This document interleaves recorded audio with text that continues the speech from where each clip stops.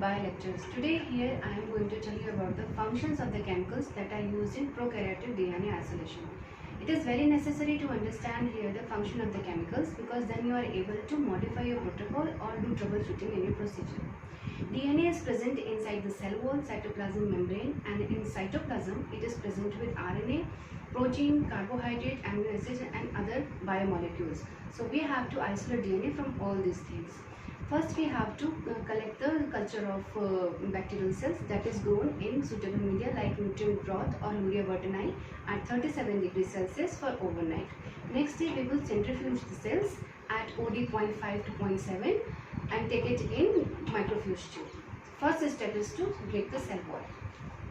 Here cell wall is made up of peptidoglycan. Peptidoglycan is made up of N-acetylmuramic acid and N-acetylglutamic acid bonded by beta-1,4 glycosidic bond. Lysozyme is used here to break the beta-1,4 glycosidic bond.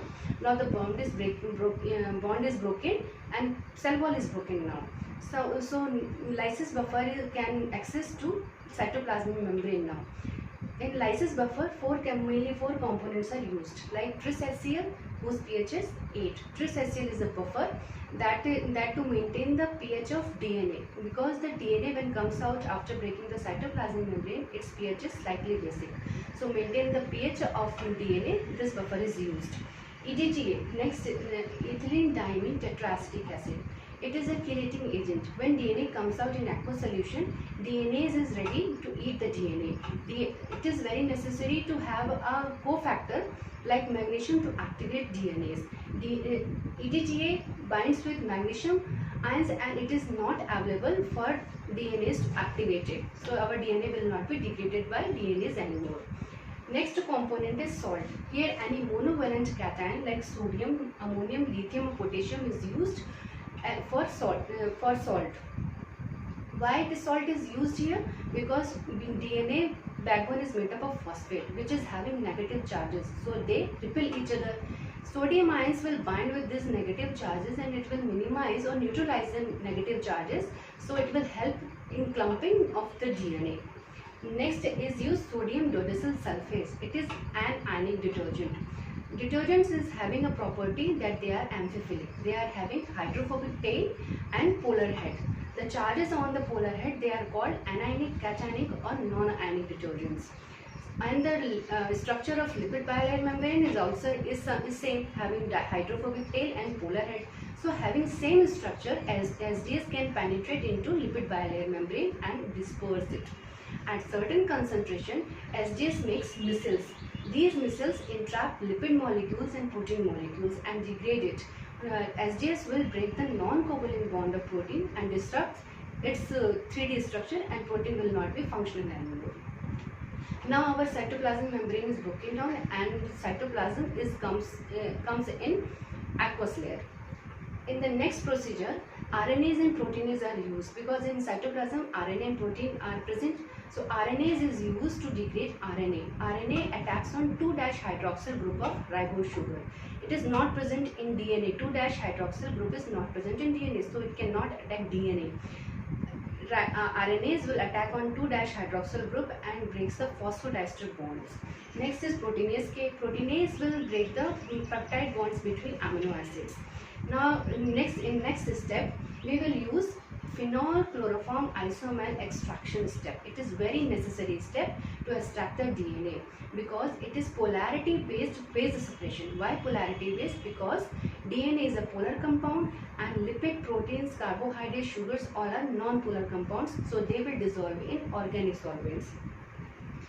Phenol has a property that when you mix it in with the aqueous layer, it forms foaming.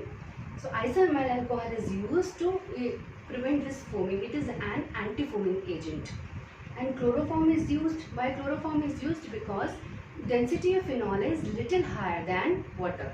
When you in this any step you did any mistake or and your chemical concentration is little higher than, so it will make your water little denser.